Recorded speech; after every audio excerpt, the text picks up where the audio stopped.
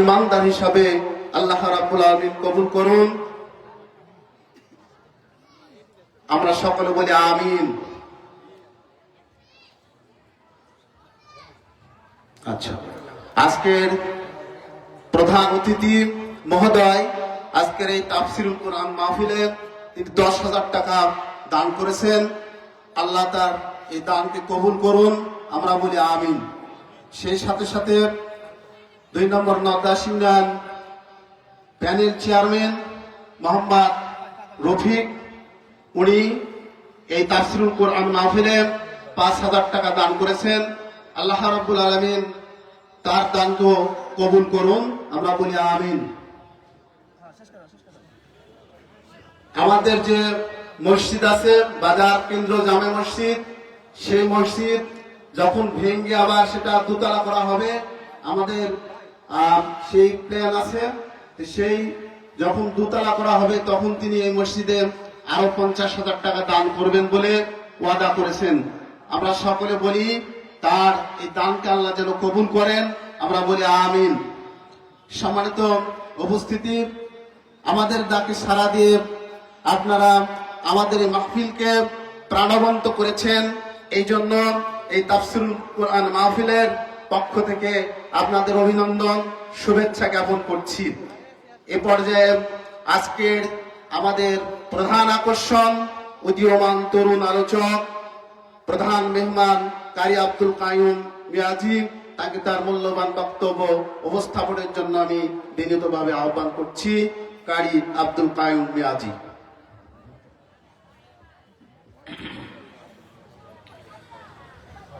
السلام عليكم ورحمة الله وبركاته.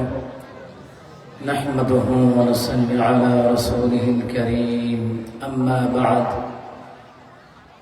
فأعوذ بالله من الشيطان الرجيم. بسم الله الرحمن الرحيم. تبارك الذي نزل الفرقان على عبده ليكون للعالمين نذيرا. صدق الله العظيم.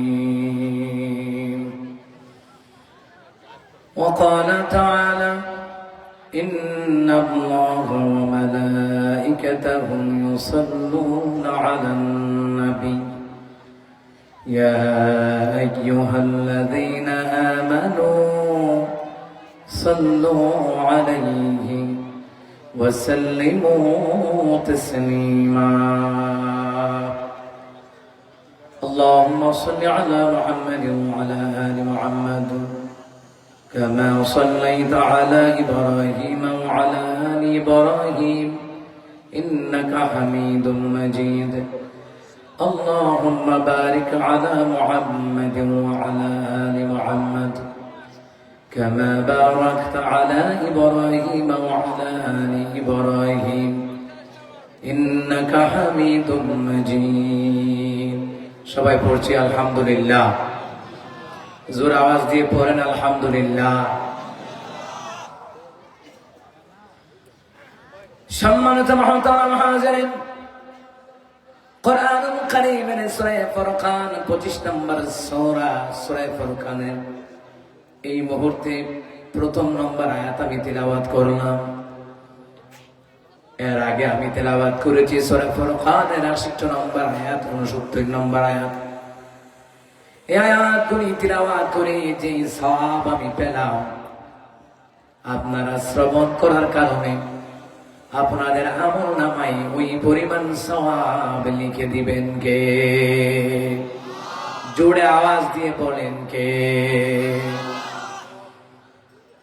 وعن أبي أمامة رضي الله تعالى عنه قال: سمعت رسول الله صلى الله عليه وسلم يقول: اقرأ القرآن فإنه يأتي يوم القيامة شفيعا لأصحابه أو كما قال عليه الصلاة والسلام.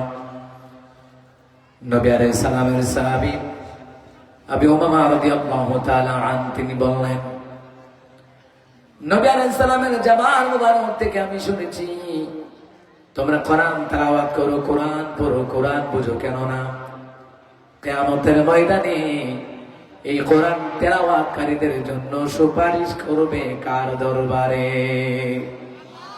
জোর আওয়াজ দিয়ে বলেন, কার দরবারে? এই কোরআনুল কারীমের প্রোগ্রামগুলি, এই মানুষগুলি এই জায়গায় এসেছে কোরআনের আকর্ষণে, আল্লাহ এবং রাসূলুল্লাহর ভালোবাসায়। এই জন্য কবি বলেন, কোরআনের বাণী যে খোদা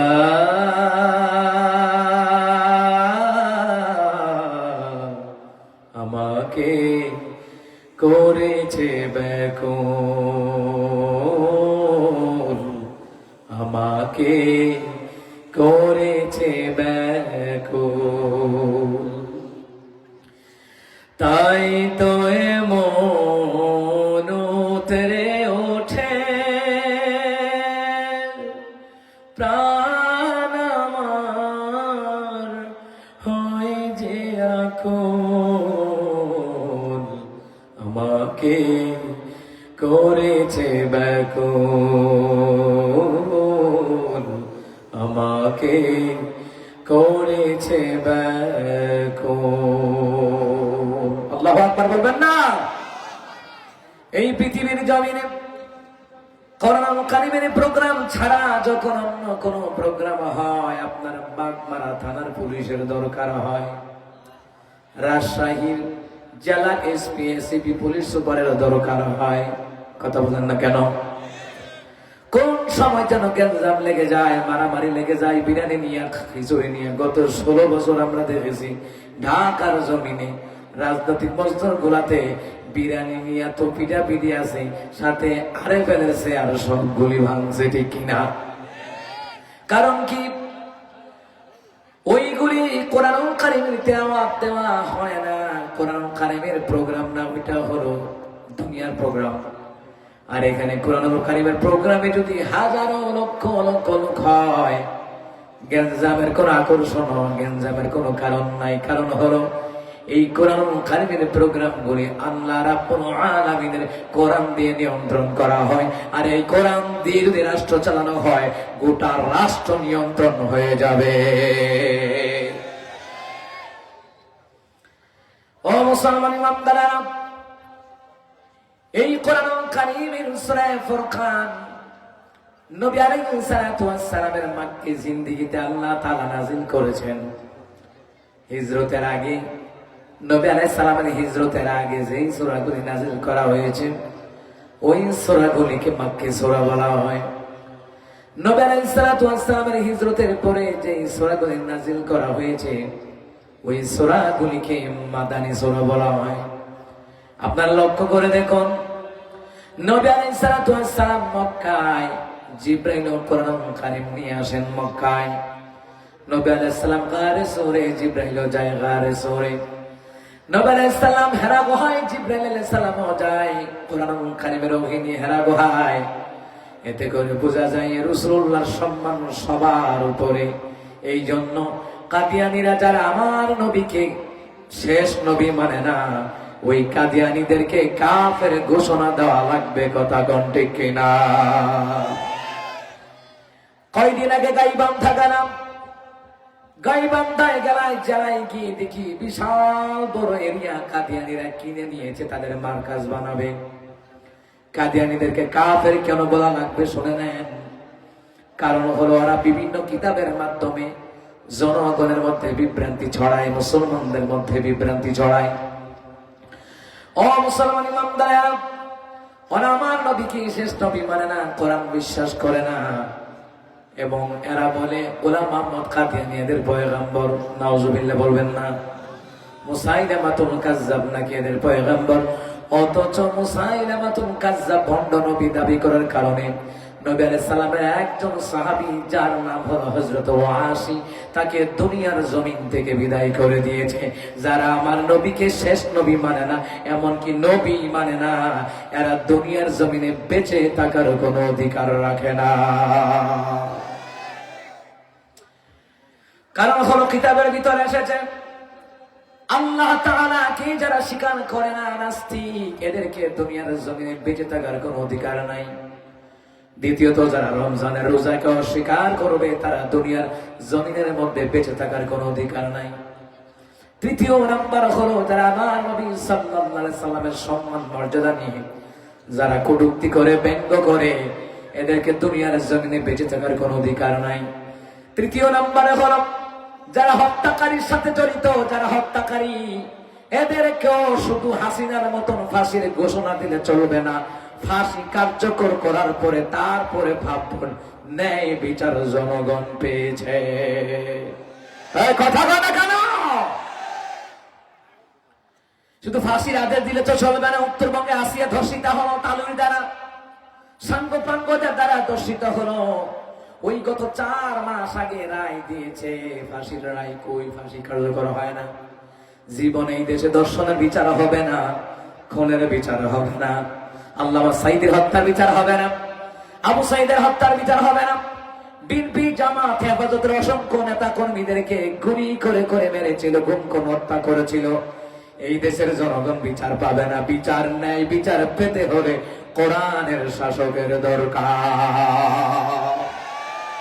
কোরআনের শাসন ব্যবস্থা যারা ন্যায় বিচার জীবনে পাবেন না, ওই ফাঁসির রায় দিয়ে দিয়ে ঝুলাইয়া রাখবে।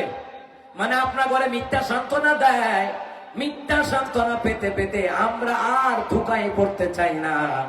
আমরা চাই ফাঁসির কার্যকর করে শেষ করার পরে, বিদায় করে দেওয়ার পরে, তারপরে আমরা জনগণ বুঝবো ন্যায় বিচার হয়েছে। এর আগে এত খুশি হইেন না, অমুকরে ফাঁসির রায়, অমুকরে ফাঁসির রায়, এই রায় শুনে এত খুশি হইেন না। আমরা তো ফেসবুকে গরম করে লাইছি আলহামদুলিল্লাহ, সবাই আলহামদুলিল্লাহ পড়ছি। হ্যাঁ, শুকুর করেন কার্যকর হওয়ার পরে। কথা কয় না, কথা কয় না, কথা কয় না। এই দেশে হাজারো আসামি আসে ফাঁসির উপযুক্ত, কিন্তু ফাঁসি দেওয়া হয় না, এটা ঝুলাই রাখে। আবার যখন যে ক্ষমতা যায়, তার জলের যদি হয় জামিনে ছাড়া পেয়ে যায়, এমনটা যদি হয়, এই দেশে গুম খুন হত্যা কমবে না, বরঞ্চ দিন দিন বেড়ে যাবে, ঠিক কিনা? যাই হোক আমার বন্ধুরা, আমার বাবারা, ও মুসলমান নামদারেরা, নবী আলাইহিস সালামের এত মর্যাদা, আপনি রাষ্ট্র চালান। আমার কথাটা বলার কারণ হলো, আপনি রাষ্ট্র চালান কোরআন দিয়ে চালান, আপনি রাষ্ট্র চালান রাসূলুল্লাহর আদর্শ দিয়ে রাষ্ট্র চালান, ওমর ইবনে খাত্তাবের মতো রাষ্ট্র চালান। আপনার দল যদি ক্ষমতায় না থাকে, জনগণ আপনাকে সম্মান করতে ভুলবে না যে লোকটা ভালো ছিল। আর যদি ফেরাউনের মতন, নমরুদের মতন, হামানের মতন, কারণের মতন মানুষ হত্যা করে যদি ক্ষমতায় থাকতে চাও, হাসিনার মতন 40 সাল নয় 24 সালে পতন করায়া দিতে পারে। আপনি দল করেন, ওমর ইবনে খাত্তাবের মতন করেন, আবু জাহেলের মতো না। এই পৃথিবীর জমিনে ফেরাউনের চাইতে ক্ষমতাশালী পৃথিবীতে আর কেউ ছিল না। নমরুদ ক্ষমতাশীল ছিল, ফেরাউন, হামান, কারণ অসংখ্য কাফের বাদশা পৃথিবীর জমিনে। মুসলমান ইমামদারেরা বিশাল রাষ্ট্রের অধিপতি ছিল, ক্ষমতাবান ছিল। মানুষ হত্যা করে করে ফেরাউন ক্ষমতায় থাকতে চেয়েছিল, কিন্তু ফেরাউন কি থাকতে পারছে? বলেন বলেন, থাকতে পারছে? পৃথিবীতে কেউ স্থায়ী হয় না, হোক না সে ফেরাউন কিংবা নমরুদ, কেউ ভবে চিরকাল রয় না, কেউ ভবে চিরকাল রয় না। চলে যাই সব ছেড়ে যেতে হয়, মৃত্যু মানে না কোনো পরিচয়, ঠিক কিনা? মৃত্যু আপনার পরিচয় মানবে না। আপনি কোন দলের নেতা, কোন দলের কর্মী, মৃত্যু কখনো পরিচয় মানবে? মুসলমান ইমানদারেরা, এই যে গত জুমাবারে ভূমিকম্প হইল, ভূমিকম্প যে হইল, মুসলমান ইমানদারেরা, সারা দেশ হয়তো ভূমিকম্প হইছে নাকি? কথা বলে আপনার ওইদিকে কি হয়েছিল? কাফনি দিছিল, অল্প দিছিল, আল্লাহ বুঝাইয়া দিল, ও দুনিয়ার মানুষের এত নাফরমানি করো না, মানুষ হত্যা করো না, আলেমদের উপরে জুলুম করো না। এখন মতে দ্বীনের কর্মী, দাওয়াতে তাবলীগ কাজের কর্মী, তাদের উপরে জুলুম করো না, আল্লাহওয়ালাদের উপরে জুলুম করো, এমনকি নিরীহ মানুষদেরকে মিথ্যা হামলা মামলা দিয়ে হয়রানি করো না। আমি কাপড়ে দিয়ে বুঝাইয়া দিলাম আমি আল্লাহ একজন আছি, ঠিক কিনা? এরপর জালিমরা সতর্ক হয় না। এই দুনিয়ার জমিনে মদের আড্ডা বেড়ে গেছে, গাঞ্জার আড্ডা বেড়ে গেছে, ইয়াবার আড্ডা বেড়ে গেছে, মোবাইলে পাবজি গেমসের অসংখ্য ছেলেরা পাবজি গেমসের নিশায় সে আসক্ত হয়ে গেছে। বাপ মার কথা তার কাছে মজা লাগে না। আইপিএল বিপিএল খেলা, জুয়াবাজি ধরে মুসলমান, এইগুলা থেকে ফিরে এসে আল্লাহর বিধান নবীর তরিকার উপরে আসা লাগবে, ঠিক কিনা? আমার প্রিয় বাবারা ভাইয়েরা, যতই ক্ষমতাশীল হোক না কেন পৃথিবীর জমিনে কেউ থাকতে পারে নাই। কেউ লাওনাতের সাথে বিদায় হয়েছে, আবার কেউ সম্মানের সাথে বিদায় হয়েছে। মুসা কালিমুল্লাহ পৃথিবীর জমিনে দাওয়াতি কাজ করেছেন, তার অপোজিটে শত্রু ছিল ফেরাউন। ফেরাউন কত ক্ষমতা দেখাইল, চিরকাল থাকতে পারে নাই। তার দল ক্ষমতায় আসতে পারে নাই। নমরুদ বিদায় হয়ে গেল, তার দল ক্ষমতায় আসতে পারে নাই। দুনিয়াতে যারা মানুষ হত্যা করার রাজনীতি করে, তাদের যখন পতন হয় পুনরায় আল্লাহ তাআলা তাদেরকে চিরকাল ক্ষমতায় দেয় না। ঘোষণা কার? ঘোষণা কার? হায়াতুস সাহাবার কিতাবের ভিতরে এসেছে, নবী আলাইহিস সালাম দোয়া করেন, আল্লাহ তাআলা আমার উম্মতদেরকে আপনি কিন্তু গরীব বানায়েন না। দ্বিতীয় নম্বরে আল্লাহ তাআলার কাছে বললেন, রব্বুল আলামিন আমার উম্মতের উপরে জালিম শাসককে আপনি চিরকাল চাপায়া দিবেন না। আপনি কি মনে করেন নবী দোয়া করে গেছেন, ইয়া রাব্বুল আলামিন, আয় আল্লাহ তাআলা পরওয়ারদিগার, আল্লাহর কাছে যখন আবদার করলেন, আল্লাহ রাব্বুল আলামিন দোয়া কবুল করে নিলেন। দুনিয়ার জমিনের বন্দুকের গুলি মিস হতে পারে, রাসূলুল্লাহর দোয়া মিস হয় না, মুসাফির দোয়া মিস হয় না, মাজলুমের দোয়া মিস হয় না, রোজাদারের দোয়া মিস হয় না। মনে রাখবেন, যারা আল্লাহ ওয়ালা নবী ওয়ালা, এদের দোয়া কবুল করে নেন কে? আল্লাহ তাআলা বলেন, হাবিবুল্লাহ শুনেন, আপনার উম্মতদেরকে আমি আল্লাহ তাআলা চিরকাল আমি আল্লাহ গরীব বানাবো না। আল্লাহ ওয়াদা দিলেন। হ্যাঁ, এখানে এমন লোক আছেন, এখানে অনেক ভাইরা বাবারা আছেন, জিগান আগে খাইতো পাইতো না, যাও ভাত খাইতো, এই কথা কন না কেন? এখন আল্লাহ তাআলা রুজি করার তৌফিক দিয়েছে, বিল্ডিং বাড়ি গাড়ি আছে, বিল্ডিং না থাকুক টিনের ঘর আছে, টিনের ঘর না থাকুক মাটির কোঠা আছে, তবুও তো মাছ মাংস খাইতে পারে। আগে মাসের পর মাস গরুর গোশত চোখে দেখতো না, এই কথা কন না কেন? আল্লাহ তাআলা বলেন, হাবিবুল্লাহ আপনার উম্মতদেরকে আমি আল্লাহ তাআলা চিরকাল গরীব বানাবো না, আমি একটা না একটা ওসিলা দিয়ে আমি আল্লাহ ধনী বানাবো। তাফসীর ইবনে কাসিরের ভিতরে লেখে, বুখারী মুসলিমের হাদিস, নবী আলাইহিস সালাম বললেন, এক নম্বরে কেউ যদি দান করে আল্লাহ তার সম্পদ বাড়ায়া দেয়, আল্লাহ তারে ধনী বানাবে। ধনী হওয়ার মাধ্যম হলো দান করা, ধনী হওয়ার মাধ্যম হলো আল্লাহর ইবাদত করা, ধনী হওয়ার মাধ্যম হলো যাকাত দেওয়া, ফিতরা দেওয়া। সুবহানাল্লাহ বলবেন না? আপনি ওসিলা করবেন। নবী বললেন, বেলাল দান করো। বেলাল রাদিয়াল্লাহু তাআলা আনহু তিনি বললেন, নবী গো, আমি এমন গরীব, আপনার বাড়িতে রান্না হইলে আমি বেলাল খাই। নবী বললেন, তবু বেলাল দান করার চেষ্টা করো, দানে ধনী হয়। দান করলে আল্লাহ তাআলা জীবনের সব গুনাহগুলি আল্লাহ রাব্বুল আলামিন মাফ করে দেয়। সূরা বাকারার তাফসীরের ভিতরে এসেছে, আল্লাহ তাআলা বললেন, ও নবী আমার, যারা গোপন দান করে, প্রকাশ্য দান করে, যেমন এই প্রোগ্রাম উপলক্ষে আপনারা একটু আগেও দান করেছেন, এর আগেও করেছেন, প্রবাসীরা, ব্যবসায়ীরা, সর্বস্তরের জনগণ, আপনারা দল বিদল মিলে দান করেছেন। নবী আলাইহিস সালামকে আল্লাহ জানিয়ে দেন, হাবিবুল্লাহ দুনিয়ার জমিনে যারা দান করে, এক নাম্বার আমি আল্লাহ তাআলা গোপনে প্রকাশে যেইভাবে হোক যদি দান করে, এই দানের দ্বারা আল্লাহ তাআলা তার জীবনের সব গুনাহগুলি আল্লাহ মাফ করে দেয়। কি সুবহানাল্লাহ জোরে বলতে ইচ্ছা করে না? আরে আল্লাহ বলেছেন যে জীবনের গুনাহগুলি আল্লাহ মাফ করে দিবে। সুবহানাল্লাহ বলতে ইচ্ছা করে না? আমার বন্ধুরা, আমার বাবারা, দ্বিতীয়ত হলো আল্লাহ রাসূল বললেন, ইয়া রাব্বাল আলামিন, পরওয়ারদিগার, ইয়া রাব্বুল আলামিন, আমার উম্মতের উপরে জালিম শাসক আপনি চাপায়া দিয়েন না। গত 16 বছর আমরা দেখেছি এমন ভাবে ক্ষমতার গতিতে বসেছে, মনে হয় চিরকাল ক্ষমতায় থাকবে। আমরা কিন্তু অনেকেই ভাবছি এর পতন হইতো না। আল্লাহ কয় পতন হবে, আমি রাসূলুল্লাহর সাথে আমি ওয়াদা দিয়েছি, আমি আল্লাহ বলেছি আমি জালিম শাসক চিরকাল ক্ষমতায় রাখবো না। একটা না একটা উসিলা দিয়ে আমি আল্লাহ তাআলা তাদেরকে পতন করা দেব। আর যখন পতন হওয়া শুরু হবে, এই পতনকে ঠেকায়া রাখতে জোরে বলেন ওয়াদা কার?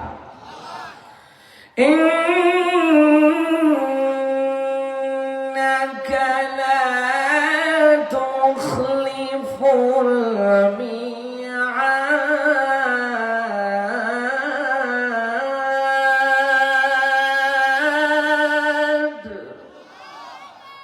নিশ্চয় আল্লাহ তাআলা ওয়াদা ব্যতিক্রম করেন না, ওয়াদা খেলাপ করেন না। আল্লাহ যদি 24 সালে যদি গণপতন না ঘটাইতেন, এখানে স্টেজও যারা আছে, ওই ডান বাম পাশে যারা আছেন, আপনারা যারা আছেন, এদের মধ্যে অনেকে আয়না করে থাকা লাগতো। এ কথা কয় না, কি মনে করছেন? মুসলমান ইমামদের আল্লাহ রাব্বুল আলামিন আমাদেরকে সাহায্য করেছেন একটা না একটা উসিলা দিয়া। মুসলমান ইমামদার আল্লাহ ওয়াদা করেছেন, হাবিবুল্লাহ জালিমদেরকে আমি চিরকাল ক্ষমতায় রাখি না। এটা ওয়াদা আল্লাহর। এ মুসলমান ইমামদারেরা, আপনার পক্ষে রেপ বাহিনী আছে, বিমান বাহিনী, নৌ বাহিনী, আনসার, ডিবিএনএসআই, যত ক্ষমতাশীল আমেরিকা, ভারত, যত কিছু বলেন, তারা যদি থাকেও এরপরও জালিমদেরকে চিরকাল ক্ষমতায় দেখতে চান না। আমরাও চাই না, আল্লাহও চায় না। জোরে বলুন ঠিক কিনা? আমার বন্ধুরা, আমার বাবারা, এই জন্য আমরা আলেম না, কোরআন থেকে আলোচনা করে, কোরআন থেকে যখন আলোচনা করা হয়, অনেকেই যখন প্রাসঙ্গিক কথা বলা হয় তখন কইটা রাজনীতির ওয়াজ, কিন্তু সে জানে না কোরআন কারীমের ভিতরে 900-র উপরও আয়াত আছে রাজনীতির, কিভাবে রাষ্ট্র চালাবা। আল্লাহ তার হাবিবকে মেরাজে দিলেন। অনেক মানুষে আমি জানি না, আমার জুমা মসজিদে আমি এই আলোচনাগুলি করি। নবী আলাইহিস সালামকে আল্লাহ তাআলা মেরাজে দিলেন, নামাজ দিলেন, বিভিন্ন বিধান দিলেন। এর মধ্যে আল্লাহ তাআলা 14টা কর্মসূচি দিয়ে দুনিয়াতে নবী আলাইহিস সালামকে মেরাজে নিয়ে 14টা কর্মসূচি দিয়ে পাঠালেন। কারণ হলো আল্লাহ জানেন রাসূলুল্লাহ মদিনার গভর্নর হবেন, এই মদিনার রাষ্ট্র কিভাবে পরিচালনা করবেন। এই 14টা কর্মসূচি আল্লাহ তাআলা মেরাজে নিয়ে রাসূলুল্লাহকে দিয়ে দিয়েছে। সুবহানাল্লাহ বলবেন না? এই বিষয়গুলি যারা ইমাম খতিব আছেন গবেষণা করে আলোচনাগুলি আপনারা করবেন। মুসলমান ইমামদারেরা জনগণ জানুক যে রাষ্ট্র চালাবার কর্মসূচি দিলেন কে? আরো জোরে বলেন কে? এটা কোরআন কারীমের মধ্যে আছে না নাই? আপনি যখন সূরা বনী ইসরাঈলের 23 নম্বর আয়াত থেকে পিছনের দিকে পড়বেন, সবগুলি রাষ্ট্র চালাবার কর্মসূচি। সূরা আলে ইমরানের রাষ্ট্র চালাবার কর্মসূচি, সূরা বাকারার প্রায় আয়াতে রাষ্ট্র চালাবার কর্মসূচি, এইভাবে করে করে 14টা কর্মসূচি দিলেন। এর ভিতরে 900-র উপরে আয়াত নাজিল করলেন কে? এই জন্য এই বিধানকে যারা অস্বীকার করবে ঈমান থাকবে না, কাফের হয়ে যাবে। একটা আয়াতকে যে অস্বীকার করবে কাফের হয়ে যাবে। এই জন্য মুসলমান ইমানদারেরা এই কোরআনুল কারীম আল্লাহ নাযিল করলেন তারা হাবিবুল্লাহর উপরে। কথা মনে আসেনি? আমার নবী মক্কায়, জিবরাইল ও কোরআনের বাণী যায় মক্কায়। কারণ কি? নবী আলাইহিস সালাম মদিনায়, জিবরাইল ও কোরআনুল কারীমের বাণী নিয়ে যায় মদিনায়। আল্লাহ তাআলা বললেন, ও হাবিবুল্লাহ, আপনি কোরআনুল কারীম দিয়ে গোটা বিশ্ববাসীকে সতর্ক করাবেন। আলেমরা তার জাতিকে সতর্ক করায়। কোরআনের কর্মীরা, ইকামত দ্বীনের কর্মীরা, দাওয়াতি তাবলীগী কাজের কর্মীরা জনগণকে সতর্ক করায়। মানে হলো তোমরা ভুল পথে যেও না, তোমাদেরকে সতর্ক করায় দিচ্ছে, তোমরা দ্বীনের পথে আসো। কারণ হলো আল্লাহ তাআলা যুগে যুগে নবী পাঠিয়েছেন, এখন নবী নাই, আছেন উলামায়ে কেরাম। আল্লাহ উলামায়ে কেরাম কেন পাঠালেন? এই জন্য পাঠালেন কারণ এই জাতিকে গুমরাহ করার জন্য ফেরাউনের মতন উত্তরসূরি আছে না নাই? নমরুদের মতন উত্তরসূরি আছে না নাই? আবু জাহিলের মতন উত্তরসূরি আছে না নাই? আল্লাহ তাআলা বললেন, এই জাতিকে আমার গোলামের জন্য বানালাম, সুতরাং এই গোলামদেরকে যাতে গোমরাহ করতে না পারে আমি আল্লাহ যুগে যুগে নবী পাঠাইছি। নবীদের পরে আলেম পাঠাইয়া দিলেন কে? وما خلق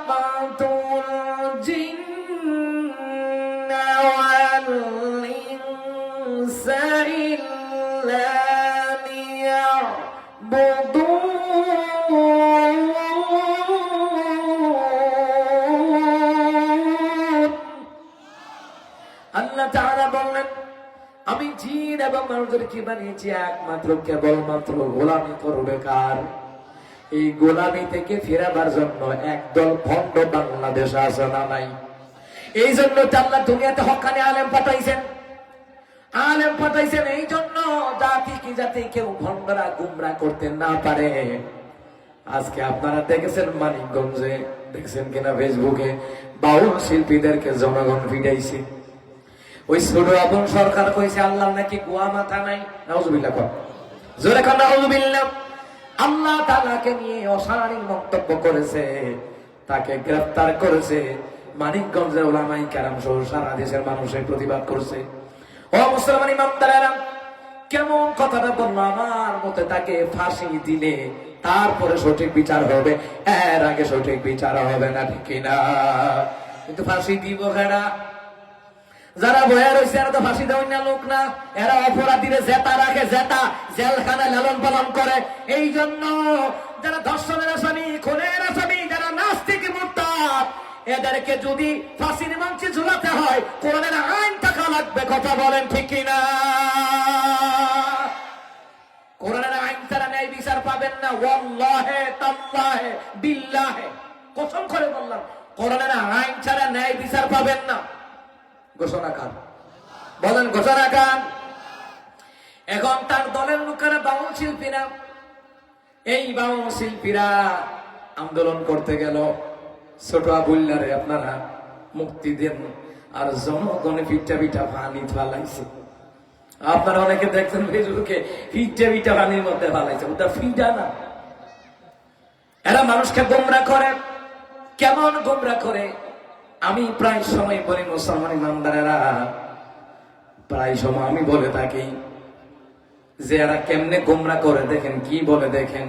গান গায়, বাউল শিল্পীরা গায়, বাউল শিল্পীরা গান গায় আর বলে, গাজা খাইয়া শুইয়া থাকি, শীতানে ফুসকনি দেখি, বাজার দেখি তাল গাছের মাথায়, গাজার নৌকা পাহাড় দিয়া যায়। নাউজুবিল্লাহ কয় না? এত আসতে কইলেন কেন? নির্বাচনের লেগে রাখছেন, জোরে কর নাউজুবিল্লাহ। চিন্তা করেন কারবারটা। এখন আপনারা বলবেন, হুজুর আপনি তো গাইলেন। হ্যাঁ আমি গাইলাম, এই জন্য গাইলাম। কাটা দিয়ে কাটা তুলতে হয়, কথা বল না কেন? কাটা দিয়ে কাটা তোলা লাগে। আমি তো গাইলাম, বাজনা লাগাইলাম না, শুধু গাইলাম আপনারা বোঝার জন্য, বোঝাইয়া দেওয়ার জন্য। আপনারাই বলেন, সূরা তাওবার তাফসীরের ভিতরে এসেছে, উলামায়ে কেরাম আছে, মুশরিকরা যেইগুলি ইসলামের বিরুদ্ধে ব্যবহার করে, ওইগুলি তোমরা ব্যবহার করে ইসলামের পক্ষে তোমরা কাজে লাগাইবা। মুশরিকরা যেইগুলি দিয়ে মুসলমানদের বিরুদ্ধে যুদ্ধ করে, তোমরা তাদের অস্ত্রগুলি, তাদের ওই জিনিসগুলি ব্যবহার করে তোমরাও তাদের বিরুদ্ধে যুদ্ধ করবা। ঘোষণাটা দিলেন কে? এই যে এখানে অনেক মিডিয়া আছে, এই মিডিয়াগুলি দেখেন, আপনারা চিন্তা করেন, এই মিডিয়াগুলি ইসলামের পক্ষে কাজে লাগানো হচ্ছে, কিন্তু এই মিডিয়াগুলির আবিষ্কার হলো ইহুদি খ্রিস্টানরা। কিন্তু ইহুদি খ্রিস্টানরা আবিষ্কার করলো ইসলামের বিরুদ্ধে অপপ্রচার চালাবার জন্য। আর বাংলাদেশে অসংখ্য ইসলামিক মিডিয়া আছে, তারা তাদের ওই জিনিসগুলি ব্যবহার করে ইসলাম প্রচার প্রসারের জন্য। দুইটার মধ্যে পার্থক্য আছে না নাই? কথা কয় না, আছে না নাই? আমার ভাইয়ের, আমার বাবার, এই জন্য বললাম, এই জন্য ওইটা গাইলাম। সে বললো গাঁজা খাইয়া খুইয়া তাকে শীতানে ফুসকনি দেখে, তো হ্যাঁ গাঁজা এমন খানা খাইছে, তো হিতানো হ্যাঁ কি বালিশ দেখবো? হ্যাঁ তো ফুসকনি দেখবো। ফুসকনি চিনেন না আপনারা? রাজশাহীর মানুষ। কি কি পুকুর? পুকুর কি কি পুকুর? আমার বন্ধুরা, আমার বাবারা, হ্যাঁ কয় বাজার দেখি তাল গাছের মাথা। আপনাদের এই ভবানীগঞ্জের বাজার, এই হাটমাননগর বাজার, এটা কি তাল গাছের মাথা? কথা কয় না। হে তাল গাছের মাথা বাজার দেখে কেন? কারণ গাঞ্জা এমন খানা খাইছে, এ বাজার জমিনে দেখে না, তাল গাছের আগাই দেখে। কথা কয় না? আমাদের বর্ডারে, পূর্ববঙ্গে বর্ডার একটা গাঞ্জা খাইয়া লগে মদও খাইছে, খাইয়া এই পাহাড়ও গিয়া ধাক্কাইতেছে, পাহাড় ভেঙে গেল, এই পাহাড় গুলো ভেঙে গেল। চিন্তা করছেন নিজের ব্যাপারটা কেমন গাঞ্জা খানা খাইয়া লুডিস। আবার কয় গাজার নৌকা পাহাড় দা যায়, কত গুন্ডা নষ্ট করার নষ্ট। গাজার নৌকা নাকি পাহাড় দিয়া যায়। আপনারাই বলেন, যারা 16 বছর নৌকা মার্কা ছিল তাদের পক্ষে পুলিশ বাহিনী, বিমান বাহিনী, নৌবাহিনী, আনসার, ডিবিএনএসআই সহ হাজার লক্ষ কর্মী তাদের ছিল, তারা 16 বছরে পারছেনি গাজার নৌকা পাহাড় নিত। হে পারবো কেমনে? আপনাদের ওই যে কুষ্টিয়া লালন সার মাজার এই বছর 25 টন গাঁজা বিক্রি হয়েছে। মিডিয়ার লোকেরা ধরছে, কিতারে কিতা করতে আইসব, কই গাঁজা খাইতে আইছি। মনে রাখবেন, গাঁজা খোরের কাছে গাঁজা খোরেরা যায়, আর আল্লাহ ওয়ালাদের কাছে আল্লাহ ওয়ালারা যায়, ঠিক কিনা? এরকম ভক্তদেরকে শায়েস্তা করতে হলে রাষ্ট্রীয় আইন লাগবে। কোন মাজারে গান বাজনা হবে না, কোন বিয়াতে গান বাজনা হবে না, কোন সুন্নতে অনুষ্ঠানে গান বাজনা হবে না। কথা কোন ঠিক কিনা? এই জন্য কোরআনের আইনের দরকার, কোরআনের শাসকের দরকার। গাঞ্জা খাইয়াকে অনেক মেরে পুরুষ মেয়েরা বলতো গাঞ্জা খায়, কয়দিন আগে 2 সপ্তাহ আগে এক মেয়েরে ঢাকায় মাতাল অবস্থায় পুলিশে ধরছে। ধরার পরে আরে জিজ্ঞাসা কয়, আমার লাইসেন্স আছে, দেখছেন কারবারটা? এই লাইসেন্স দিল কারা? এ মুসলমান, এই লাইসেন্স তারা রাষ্ট্রীয় ভাবে পাইছে। আর মাঝখান থেকে গাঞ্জা করে মদ খোর ধইরা লাভ নাই। যেখান থেকে গাঞ্জা মদ আসে ওই জায়গায় বন্ধ করা লাগবে। এ কথা কোন ঠিক কিনা? আমরা মাসালার মধ্যে বললাম, আমাদের ওলামায়ে কেরাম যিনি আমাদেরকে ফতোয়ার ক্লাস করাতেন, তাফসীর ক্লাস করাতেন, হুজুরের কাছে অনেক লোক আইতো, হুজুর আমার কুয়ার মধ্যে কুত্তা ময়রা ফুইরা রইছে, এখন আমি পবিত্র হতে চাই, এই পানি দিয়ে কি করবো লাগবো? হুজুরে কয় 40 থেকে 70 বালতি পানি ডালবা, এরপরে তুমি উজু গোসল করবা, সমস্যা হইতো না। হে 40 থেকে 70 বালতি পানি দেওয়ার পরে কুত্তা ফসা গন্ধ আরো বাড়ছে। হে তো হুজুর আইসা, হুজুর এটা খিতা মাত মাতলা তুমি কইলা যে এই যে কুত্তা মারা খোয়ার মধ্যে 40 থেকে 70 বালতি পানি ডাইলা দিতাম, পানি ডাইলা দিলে খিতা দিব, পবিত্র হয়ে যাবো। এটা কুত্তা মারা তো ফসা গন্ধ বাড়ছে, কুত্তা মারা ফালাই সত্যি না, কুত্তা মারা ফালাইছি না, এই ব্যাগ কর কুত্তা মারা ফালা ফালাইয়া সাইরা তারপরে পানি দাও, পবিত্র হবে। সুবহানাল্লাহ বলবেন না? এই কথাটা কেন বললাম? এই কথাটা এই জন্য বললাম, ওই যে 12 থেকে মদ গাঁজা ইয়াবা এইগুলাকে বন্ধ করেন। আর এখানে মাঝখানে যত গাঞ্জা মদ ইয়াবা খোর আছে, কুত্তা মরার মতন, কুত্তা বসার মতন, এইগুলাকে জেলখানায় ঢুকাইয়া নেই বিচার করেন। আর বাকি যত মদ আছে রাস্তার মধ্যে ভাঙ্গেন, বাকি যত গাঞ্জা আছে আগুনে পোড়ায়া দেন। এরপরে নতুন করে আইন করবেন, বর্ডার থেকে কোনো গাঁজা মদিয়া বাজানো না আসে, তাহলে পরে গাঞ্জা মুক্ত এলাকা, মাদক মুক্ত এলাকা তৈরি করা সম্ভব, ঠিক কিনা? আপনারা মিডিয়াতে তো কত দেখছেন, আজকে 500 বোতল মদ ধরা হয়েছে, আজকে 500 কেজি গাঞ্জা ধরা হয়েছে। ধরা হয়েছে এটা মিডিয়াতে আসে, এরপরে এটি যায় কই? কই যায়? বড় বড় স্মাগলিং ব্যবসায়ীদের কাছে এটি বিক্রি করে। কি বুঝে? আমরা তো খুশি, গাঞ্জা খুররে ধরছে, মদ খুররে ধরছে, আমরা কি খুশি। এরপরে এটি কই যায়? যারা ধরে এরাই এবার এটা অন্যের কাছে বিক্রি করে, জানেন আপনার? এমপি মন্ত্রীর কাছে বিক্রি করে, বিদেশে চালান দেয়, এরাই করে। কথা কয় না? কথা কয় না? না হয় কি করতে হবে? এরা যদি অস্বীকার যায় আমরা এগুলি কোথাও কোনো কিছু করে, তো না করলে মিডিয়ার মাধ্যমে সরাসরি মদের বোতল ভাঙতে হবে, মদের বার ভাঙতে হবে, মদের আড্ডা ভাঙতে হবে। যত গাঞ্জা ধরা হয়েছে জনগণের সম্মুখে রাস্তায় মিডিয়ার মাধ্যমে আগুনে পুড়াইয়া দিতে হবে। এতেই আমরা বুঝবো যে না, সঠিক বিচার হচ্ছে।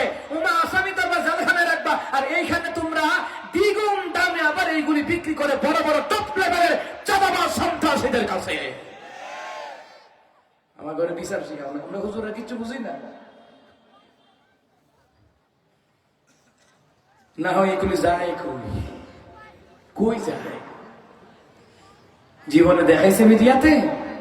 আপনাদের উত্তরবঙ্গে পশ্চিমবঙ্গে ওই দেখি যে আলু কলস্টরে আলু পচা গেলে, কোন ফল পচা গেলে, কোন ফরমালিন আম, রাজশাহী নওগাঁ জেলার আম যদি আপনার ফরমালিন হয়, ট্রাক দিয়ে আইন না কি করে বলতো? ট্রাক দিয়ে আইন একবারে সেফা দিয়া দেয় না? বুঝাইতেছে যে দেশের জনগণকে আমরা কি করবো না, আমরা ফরমালিন যুক্ত আম খাওয়াবো না, কিন্তু গোপনে গাঞ্জা খাওয়াবো। আমার কথা হয় না, মানে গোপনে আপনারা আম যাবিয়া গাঞ্জা খাওয়াইবো। ওই আম ফল এটা রাজশাহীর মানুষ বিক্রি করে, এটার মধ্যে ফরমালিন পাইলে ট্রাক দিয়া বোলডোজার দিয়া একবারে চাপা করে দেয়। কিন্তু গাঞ্জাগুলা কি করে আমার তো দেখাই যায় না।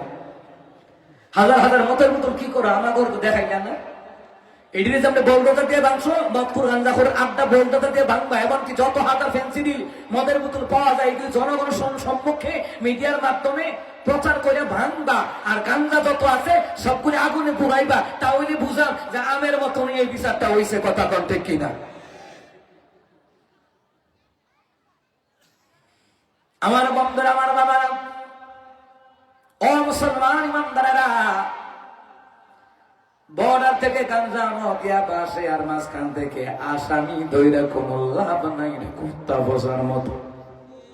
কথা কথা এই জন্য আমার আব্বাজিরা শোনেন, ও মুসলমান ইমানদারেরা, ন্যায় বিচার পেতে হলে জাতিকে সতর্ক করতে হলে আল্লাহ তাআলা দুনিয়াতে আলেম পাঠাইলেন। যেই কথাটুকু বলতেছিলাম, বংশের মধ্যে রাজ্যের মধ্যে আলেম পাঠাইলেন যেন জাতিকে হক কথা বলে সতর্ক করায়, জনগণকে কোরআন সুন্নাহর কথা বলে যেন যখন সতর্ক করায়। এই জন্য আল্লাহ তাআলা জায়গায় জায়গায় আলেম পাঠাইছেন, জায়গায় জায়গায় আলেম নবীদের পরে ওলামায়ে কেরামদেরকে পাঠিয়েছেন যেন জাতিকে সতর্ক করাবার জন্য। জুমার দিন হুজুর বয়ান করেন, প্রোগ্রামে মাহফিলে বয়ান করেন, কেন করেন? জাতিকে সতর্ক করাবার জন্য।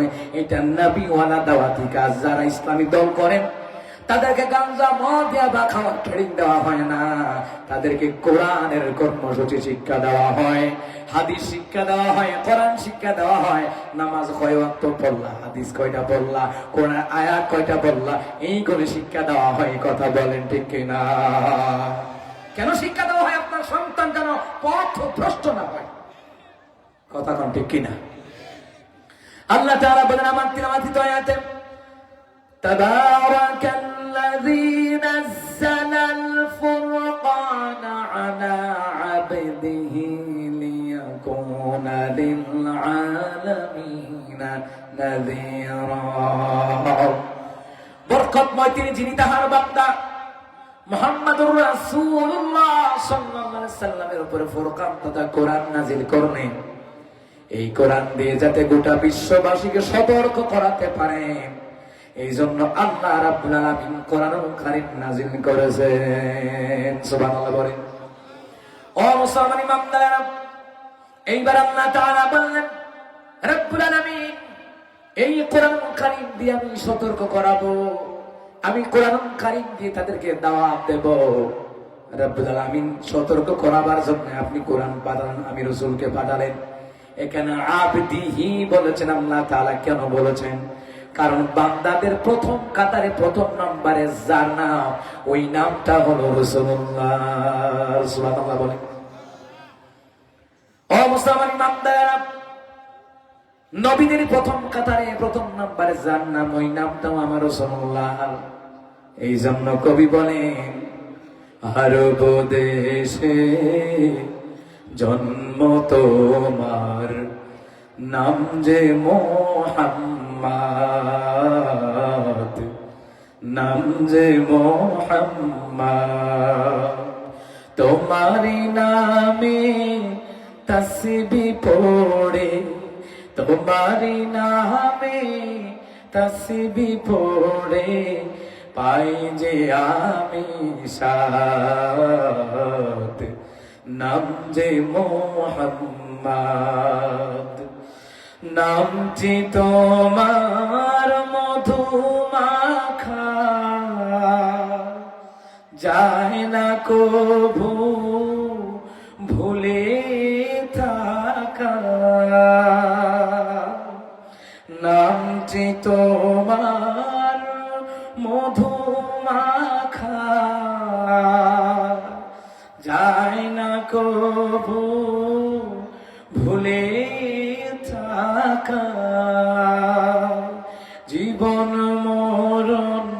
দিয়ে যেন, জীবন মরণ দিয়ে যেন ঝুপি দিবারাত, নাম যে মোহাম্মদ। আরব দেশে জন্ম তোমার, নাম যে মোহাম্মদ, নাম যে মোহাম্মদ। মারহাবা কর, আর জোরে কর মারহাবা। ও মুসলমান ইমানদার, আল্লাহ তাআলা বললেন কোরআন দিয়ে সতর্ক করাবেন, হাদিস দিয়ে সতর্ক করাবেন, তবে সবাই কিন্তু সতর্ক হবে না, সবাই কোরআনের পক্ষে থাকবে না, সবাই ইসলামের পক্ষে থাকবে না, তবে যারা মুমিন তারা কোরআনের পক্ষে থাকবে। সুবহানাল্লাহ বলবেন না? আপনি কি মনে করেন রাজশাহী জেলার সবাই আল্লাহ জান্নাত দিবেন? না। গোটা পৃথিবীর জমিনে 800 কোটি মানুষকে আল্লাহ জান্নাত দিবেন না, মুমিনদেরকে আল্লাহ জান্নাত দিবেন। ইব্রাহিম আলাইহিস সালামের মতন 71 বা তাওহীদের উপর যিনি 18 জন অবিচল ছিলেন, এইরকম লোকদেরকে আল্লাহ জান্নাত দিবেন। সুবহানাল্লাহ বলবেন না? ওয়াদাক্কির ফাইন্নাল যিকরা তানফাউল মুমিনিন।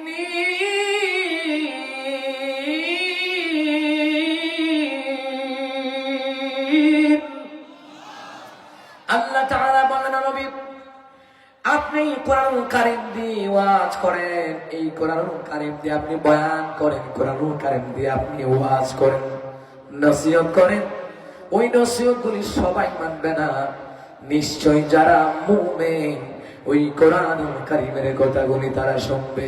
সুবহানাল্লাহ বলবেন না? তাহলে কি বুঝলেন? মুমিনের কাছে কোরআনের কথা মজা লাগবে, মুনাফিকের কাছে মজা লাগবে না, যদিও মুসলমান, কিন্তু মুনাফিকদের কাছে মজা লাগবে না। নবী আলাইহিস সালাতু ওয়াস সালাম সাহাবীদের ঘিরে মসজিদ নববীর সামনে বসে আছেন। নবী বললেন, সাহাবীরা, নবী সাল্লাল্লাহু আলাইহি ওয়াসাল্লাম দেখেন পূর্ব দিকে মুখ করে নবী আলাইহিস সালাম হার্টের রোগীর মতন ঘন ঘন নিঃশ্বাস ফেলছেন, হাঁপানি রোগীর মতন ঘন ঘন নিঃশ্বাস ফেলছেন নবী আলাইহিস সালাম। সাহাবীরা বললেন, হুজুর, ইয়া রাসূলুল্লাহ, ইয়া হাবিবাল্লাহ, আপনি এইভাবে নিঃশ্বাস ফেলেছেন জীবনে কোনোদিন এইরকম দেখি নাই। রাসূল বললেন, আমি পেরেশানি অনুভব করছি, কারণ হলো কিয়ামতের পূর্বে আমার একদল উম্মত, এরা একদল উম্মত ওই গাজওয়ানে হিন্দ শুরু হয়ে যাবে, আমার একদল উম্মত শহীদ হবে, আর একদল উম্মত যুদ্ধ চালিয়ে যাবে, আর আরেকদল মুসলমান নামদারি মুনাফিক পলায়ন করবে। এটা রাসূল সাল্লাল্লাহু আলাইহি সাল্লাম বলেছেন। এরপর রাসূল বললেন, কাফের বেঈমানদের দ্বারা ইসলামের যতটুকু ক্ষতি না হবে, এর চাইতে বেশি ক্ষতি হবে মুসলমান নামদারি মুনাফিকের দ্বারা। আজও সমাজের ভিতরে দেখে যায় মুনাফিক নেতাদের কারণে কোরআনের কর্মীরা গত 16 বছর এলাকায় থাকতে পারে নাই। বলেন বলেন বলেন, মুনাফিকদের কারণে মুনাফিকরা ইসলামের সবচেয়ে বেশি ক্ষতি করবে। কিন্তু নবী বললেন, শেষ পর্যন্ত মুমিনেরা বিজয় লাভ করবে। সুবহানাল্লাহ বলবেন না? ও মুসলমান ইমানদারেরা, এখানে যারা আছেন, এই বাগমারা উপজেলার রাজশাহী জেলা, এই যে কোরআনের জন্য আসলেন, এটার খাতিরে কিয়ামতের ময়দানে আপনাকে আল্লাহ তাআলা নাজাতের জরিয়া বানায়া দিবে। আল্লাহ তাআলা নবী আমার, মুমিনগণ কোরআনের কথাগুলি শুনবে। যেইভাবে আমরা মিছিল মিটিং এ যাই, যেইভাবে আমরা জুমার নামাজে ভিড় জমাই, আমরা জুমার নামাজে যতটা ভিড় জমাই, এতটা ভিড় কিন্তু আমরা ওয়াক্তিয়া নামাজে ভিড় জমাই না। শুধু জুমার নামাজ ফরজ নয়, 5 ওয়াক্ত নামাজ ফরজ করে দিলেন কে? যে মুমিন হবে সে নামাজ ছাড়তে পারে না, ঠিক কিনা বলেন? কিন্তু যে শুধু জুমার নামাজ পড়ে, সে তো মুমিন দাবি করার অধিকার রাখে না, কারণ 5 ওয়াক্ত নামাজ তার মধ্যে নাই। কথা বলতেন না কেন? মুসলমান ইমানদারেরা, এই মুমিনেরা কোরআনের কথাগুলি শুনবে, প্লাস কোরআনের কথাগুলি মানবে, হাদিসের কথাগুলি মানবে, আল্লাহর বিধান নবীর আদর্শে তারা সমাজ চালাবে, রাষ্ট্র চালাবে। আল্লাহর বিধান নবীর আদর্শে রাষ্ট্র চালাতে হলে কোরআনের সংবিধান দরকার, দুনিয়ার মানুষের সংবিধান দিয়ে নয়। আমার প্রিয় বাবারা, ভাইয়েরা, আল্লাহ তাআলা বললেন, ওগো রাসূলুল্লাহ, আমি আল্লাহ রাব্বুল আলামিন আপনাকে সতর্ককারী হিসেবে পাঠালাম। কারণ কি জানেননি?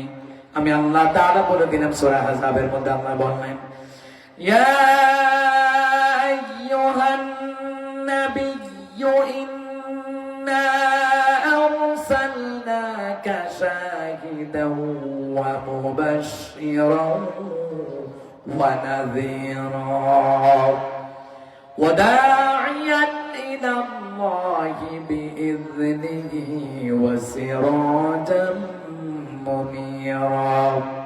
আল্লাহ তাআলা বলেন, হে নবী, আমি অবশ্যই দুনিয়ার জমিনে আপনাকে প্রেরণ করলাম এক নাম্বার সাক্ষ্যদাতা হিসাবে, দ্বিতীয় নাম্বার সুসংবাদদাতা হিসাবে, তৃতীয় নাম্বার সতর্ককারী হিসাবে, চতুর্থ নাম্বার ওয়াদা'iয়ান ইলাল্লাহ, মানুষদেরকে আমি আল্লাহর পথে ডাকবেন। এই দুনিয়াতে যারা ইসলামী দল করে তারা ডাকে মানুষদেরকে কার দিকে? কথা বলে না, কার দিকে? আল্লাহর দিকে ডাকে। ও মুসলমান ইমানদার, আপনি বিএনপি হন, আওয়ামী লীগ হন, জাতীয় পার্টি যেই হন, কিন্তু আপনার ভিতরে ইসলামের কর্মকাণ্ড থাকা লাগবে। তখন না কেন? আপনার ভিতরও থাকা লাগবে। আমার আব্বাজিরা, ও মুসলমান ইমানদারেরা, ওয়াদা'iয়ান ইলাল্লাহি বিইذনিহি ওয়া সিরাজাম মুনীরা, আল্লাহ তাআলা বললেন, উজ্জ্বল এক আলোকবর্তিকা হিসাবে আমি আল্লাহ তাআলা দুনিয়ার জমিনে আপনাকে প্রেরণ করলাম। এই দুনিয়ার জমিনে কোরআনের কাছে যারা আসবে তাদেরকে আলোকিত করে দিবেন কে? কোরআনের কাছে জিরো হয়ে আসলে হিরো বানায়া দিবেন কে? হযরত ওমর ফারুক রাদিয়াল্লাহু তাআলা, তিনি যখন নবী আলাইহিস সালামের হাত ধরে কালিমা পড়লেন, ও মুসলমান, এই দিকে আবু জাহেলের সাঙ্গপাঙ্গ যারা আছে, কুটনা বড়ি যারা আছে, দৌড়ায় গিয়া বলল, ইয়া আবা জাহেল, ও আবু জাহেল, শুনছো ঘটনা তো ঘটে গেছে। বলে কি? ওমরকে দেখলাম কালিমা পড়ে মুসলমান হয়ে গেছে। ওমর কথা শুনে আবু জাহেলের মনটা কাঁপ দিয়ে উঠছে। ঘটনা কি? এত বড় একটা নেতা, এত বড় একটা শীর্ষ সন্ত্রাসী যদি দিন ইসলাম গ্রহণ করে, আমরা কাফেররা দুর্বল হয়ে যাব। মহিলাকে বলল, তাই নাকি? বলে, হ্যাঁ, তাহলে চলো দেখবো কি। ওইদিকে নবী আলাইহিস সালাতু ওয়াস সালাম সাহাবীদের মধ্যে দুইটা দলবদ্ধ, সারিবদ্ধ দুইটা দল করলেন। একজন কাতারের নেতার নাম দিলেন ওমর, ওমরকে নেতা বানালেন। আরেকটা কাতারের নেতা বানালেন আমির হামজা রাদিয়াল্লাহু তাআলা আন, রাসূলুল্লাহর প্রিয়তম চাচা। এইবার তাকবীর দেওয়া শুরু। হযরত ওমর তাকবীর দেওয়া শুরু করলেন। আবু জাহেল সামনের দিকে যায়, যাওয়ার পরে দেখে ওমরের মিছিল আছে, লিল্লাহি তাকবীর, নারায়ে তাকবীর। যখন এই তাকবীর দিল, আবু জাহেল হাইড্রোলিক ব্রেক মারছে। ব্রেক মারা কয়, এখন সামনের দিকে যাওয়া যাইতো না, পিছনের দিকে দৌড় দিলেন সাঙ্গপাঙ্গ নইয়া। কারণ মুনাফিকদের অন্তরে কম্পমান সৃষ্টি হয়ে যায় তখন তাকবীর দেওয়া হয় যখন।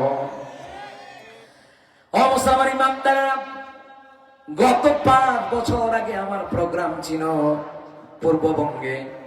আমার প্রোগ্রামে যুবকেরা উৎসাহিত হইয়া তাকবীর দিল। ওই নেতা, ওই নেতা যারা ভারতে পালাইছে, কানাডা পালাইছে, নেতা একজন মাইক লয়ে আইসা বলতেছে তাকবীর দেওয়া যাইতো না। মেজাজটা কেমন লাগে? কত নেতার মাইক লয়ে যায় না, আমার মাইক কেউ নেয় না। আমার মাইক যেই নেতা নিতে আসবে, ইচ্ছেন আমার কাছে আসবে, থুতা মুতা ভাড়ায় লাই আমার লাই যা করে।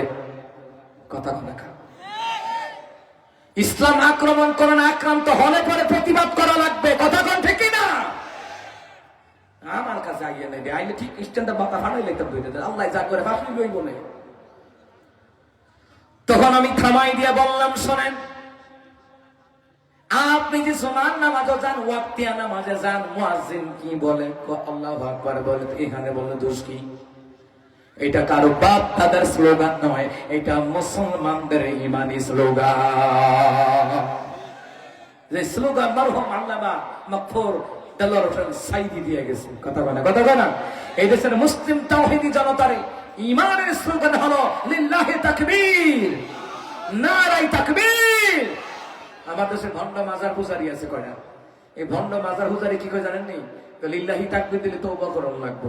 এই যে ফাড়ালাঙ্গির একটা আছে, মেজাজটা এমন লাগে রে। আরে লিল্লাহি তাকবীর মানে আল্লাহর জন্য তাকবীর, আল্লাহর জন্য তাকবীর। নারায়ে তাকবীর মানে আওয়াজ বুলন্দ করো, বলো আল্লাহু আকবার। এই যে দুটোটাই জায়েজ আছে, সুবহানাল্লাহ বলবেন না? তো এই মাজার পূজারি যে আদা শিক্ষিত এটা বোঝা যায়। কথা বলে কথা বলে কথা বলে না, এরা যে আদা শিক্ষিত এটা বোঝা যায় ভণ্ড মাজার পূজারি। ভণ্ড মাজার পূজারীদের মধ্যে আমি দেখেছি, কারণ আমি ছাত্র জীবনে অনেক মাজার পূজারি এলাকায় প্রোগ্রাম করতাম, কণ্ঠ ভালো ছিল তো দাওয়াত দিত। ও মাই, আমার আগে যে বয়ান করতো একটার পড়া শুদ্ধ না, পড়া সহি না। আর জালালাইন শরীফের মধ্যে এসেছে, তাফসীর জালালাইন শরীফের মধ্যে এসেছে, যাদের পড়া সহি নয় সে আলেম নয়। এই হাদিসটা আলী রাদিয়াল্লাহু তাআলা তিনি বর্ণনা করেছেন। এই জন্য পড়া সহি করতে হবে। আর পড়া সহি করা, কোরআন শিক্ষা করা প্রত্যেক মুসলমানের উপর ফরজ। শুধু আমরা যারা ইসলামী দল করি, আমরা যারা আলেম, শুধু আমাদের উপর না, আমাদের ছেলেমেয়ের উপর ফরজ না, সবার উপরে ফরজ। এটা শিক্ষা গ্রহণ করে নেবেন যেই বাবা হোক। আল্লাহ তৌফিক দান করেন, আমিন। আমার ভাইয়েরা, আমার বাবারা, হযরত ওমর রাদিয়াল্লাহু তাআলা আনহু তিনি বললেন, নবী আমার, আপনার এই সাহাবীরা আশেপাশে দেখতেছি, ইয়া রাসূলুল্লাহ, ইয়া হাবিবাল্লাহ, ওরা এইভাবে হাত বেঁধে কি করে? নবী বললেন, ওরা আল্লাহর ইবাদত করে। আল্লাহর ইবাদত যদি হয় আর রাসূলুল্লাহ গোপনে নয়, এখন থেকে প্রকাশ্যে নামাজ আদায় হবে।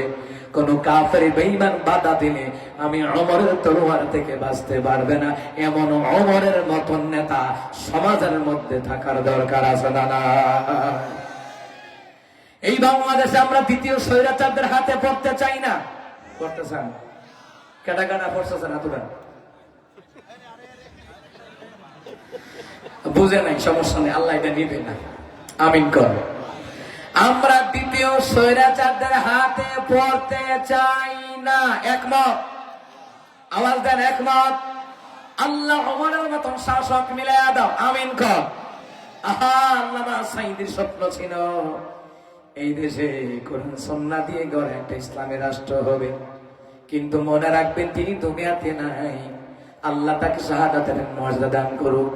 আমার শফি হুজুর, জুনায়েদ বাবুনগরী হুজুর সহ ছাত্র চত্বরে শহীদ হয়েছে যারা, ছাত্র শহীদ হয়েছে যারা, ও মুসলমান, তাদের এই রক্তের বিনিময়ে এই দুনিয়ায় আল্লাহ গণঅভ্যুত্থানের একটা ব্যবস্থা করে দিয়েছে।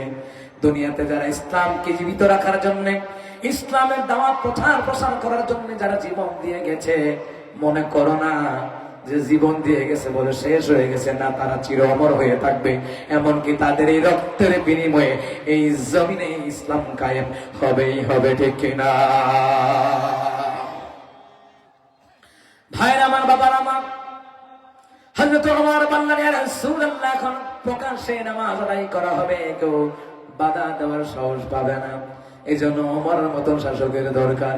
প্রভু তুমি বলেছো রাসূল দেবে না, বলনি দেবে না ওমর, বলনি দেবে না হামজা, তারিক, খালিদ, বিজয় সহ। প্রভু তুমি বলেছো রাসূল দেবে না, বলনি দেবে না ওমরের যুগ, রাশেদার সেই খেলাফত, ফিরিয়ে দেবে না আলোর সমাজ, কেটে কেটে আধারে রাত, পৃথিবীতে আর কবু দেবে না ফুলের সোনালি দোল, বলনি দেবে না হামজা, তারিক, খালিদ, বিজয় শহর। প্রভু তুমি বলেছো রাসূল দেবে না। ও আল্লাহ, তুমি বলেছো রাসূল দেবে না, কিন্তু ওমর দেবে না, এটা তো বলো নাই। আল্লাহু আকবার বলবেন না? ও মুসলমান, ওমরের মতন শাসকের দরকার, যেই আমার নবীর অপমানে কাঁদতেন, কাফেরদের কল্লা আলাদা করে দিতেন। ও ও মুসলমান, ইসলামের ক্ষেত্রে নেই, বিচারের ক্ষেত্রে ওমর কাউকে ছাড় দিতেন না। এই জন্য ইসলামী খেলাফত কেন দরকার? এই জন্য দরকার, এই দেশের 16 কোটি জনগণ ন্যায় বিচার পেতে হলে ইসলামী খেলাফত দরকার। আমার কথা নয়, কথা কার? বলেন কথা কার? আমি ভোট চাইতে আসি নাই, আমি দিনের কথা বলতেছি, ইসলামের কথা বলতেছি। কোরআন দিয়ে ন্যায় নীতির বিচার করলে কি হবে আমাদের জন্য, এইগুলি বলতে এসেছি। কারণ অনেকে তো দোকান পাটে বই হুজুর তো এই ধরলেন, ঠিক না? ঠিক না? আমার দেশ হতে বোঝেন না, কত্তর হবে মুসলমান। রাষ্ট্রীয় ক্ষমতায় আলেমরা যেতে পারো আর না পারো, চেষ্টা চালাইতে হবে। চেষ্টা কোনো কুটি রাখা যাবে না। প্রত্যেক মুসলমান কথা কন, ঠিক কিনা? হযরত ফাতেমা রাদিয়াল্লাহু তাআলার জীবনী শোনাই। ও মুসলমান ইমানদারেরা, আম্মা জান খাদিজা রাদিয়াল্লাহু তাআলা মৃত্যু শয্যায় কান্না করছেন। নবী বললেন, খাদিজা কেন কাঁদো? ফাতেমা রাদিয়াল্লাহু তাআলা তখন বয়স হলো 6 বছর। নবী আলাইহিস সালাতু ওয়াস সালাম তিনি বললেন, খাদিজা কাঁদেন কেন? আম্মা জান খাদিজা বলে, নবী গো এই জন্য কান্দি, এতদিন আপনাকে মক্কা নগরে পাহারা দিয়ে রাখতাম, আমি যদি মারা যাই আমার প্রিয় স্বামী রাহমাতুল লিল আলামিনকে কে পাহারা দিবে? এই জন্য কান্দি। দৌড়াইয়া ফাতেমা, ছোট্ট মানুষ দৌড়াই আসা, কয় মা তুমি মারা গেলে আমি আমার বাবার পাহারাদার হয়ে যাব। ও মা তুমি চিন্তা করবা না, আমি আমার বাবার পাহারাদার হয়ে যাব। মুসলমান আম্মা জান খাদিজা বিদায় হয়ে গেলেন। ও মুসলমান ইমানদারেরা, ফাতেমা বাবার পাহারা দিয়ে দিয়ে রাখে। মক্কার মধ্যে নবী কালিমার দাওয়াত দেয়, কোনো দোষ নাই, কোনো অন্যায় নাই, তিনি মানবতার নবী।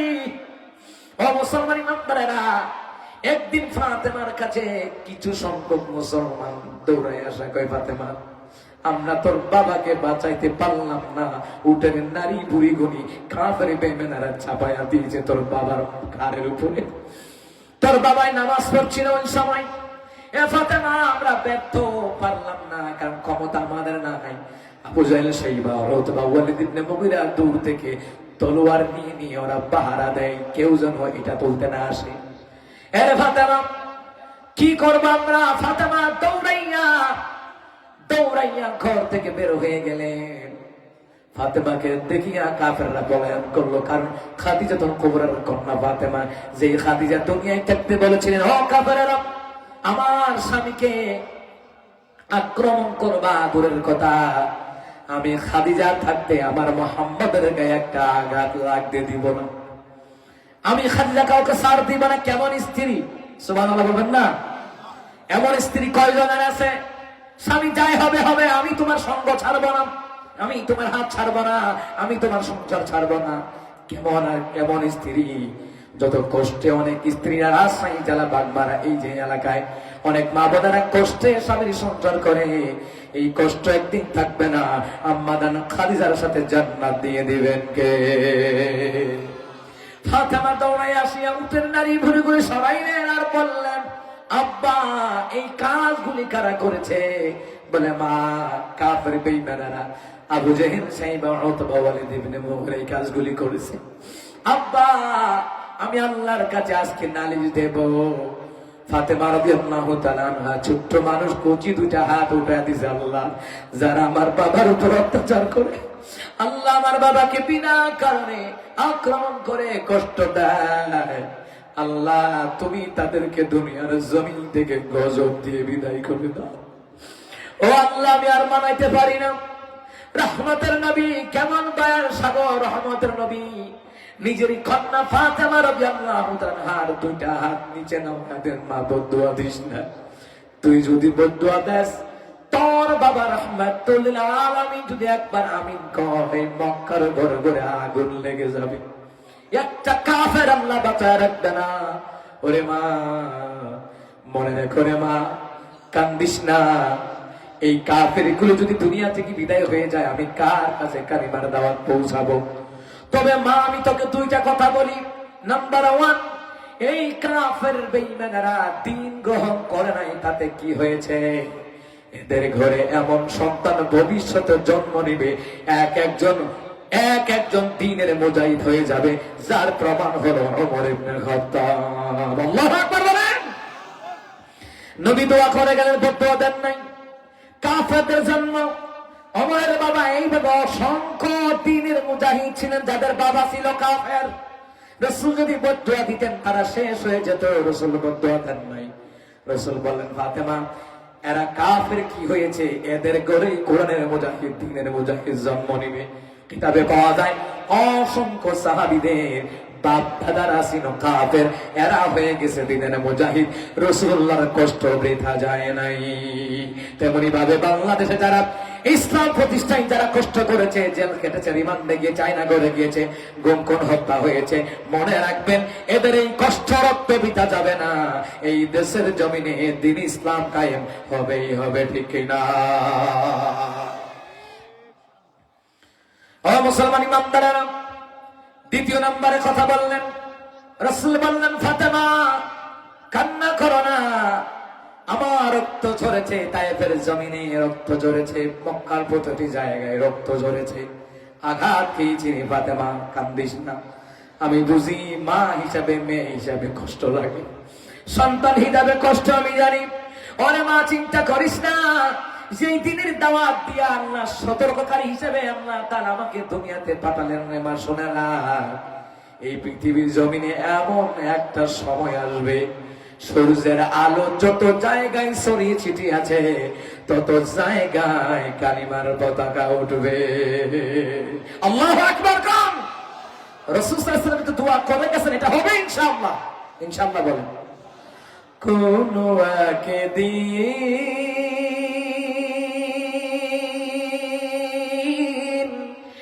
দেশের আকাশে কালিমার পতাকা উড়বে, সেদিন সবাই খোদাই বিধান পে দুঃখ বেদনা ভুলবে। কোন একদিন এ দেশের আকাশে কালিমার পতাকা উড়বে, সেদিন সবাই খোদাই বিধান পে দুঃখ বেদনা ভুলবে। সেদিন আর রবে না হাহাকার, অন্যায় জুলুম অবিচার, থাকবে না অনাচার দুর্নীতি কদাচার, থাকবে না অনাচার দুর্নীতি কদাচার, সকলেই শান্তিতে থাকবে, সেদিন সবাই খোদাই বিধান পে দুঃখ বেদনা বলবে। কোন একদিন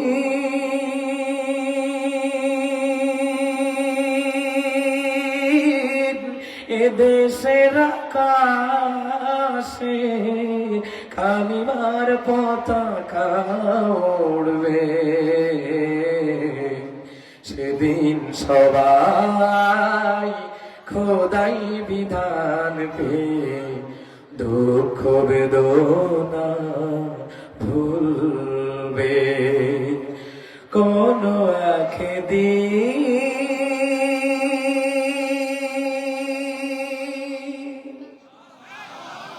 আর জোরে কর মারহাবা।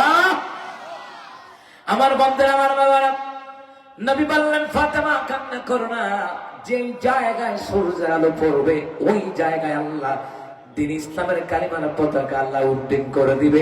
আপনাদেরকে দিয়ে করাবে, আপনাদের সন্তানদেরকে করাবে। তবে সত্য হলো সন্তানদেরকে দ্বীন ইসলামের কর্মী বানান, কোরআন শিখান, এলমে দ্বীন শিখান। কথা ঠিক কিনা?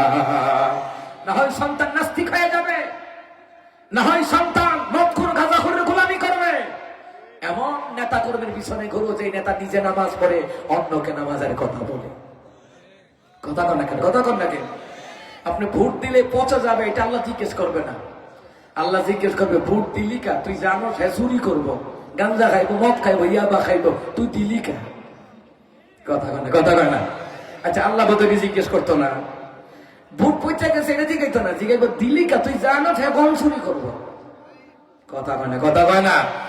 আর গত 16 বছর তো ভোটই দিতে পারিনি।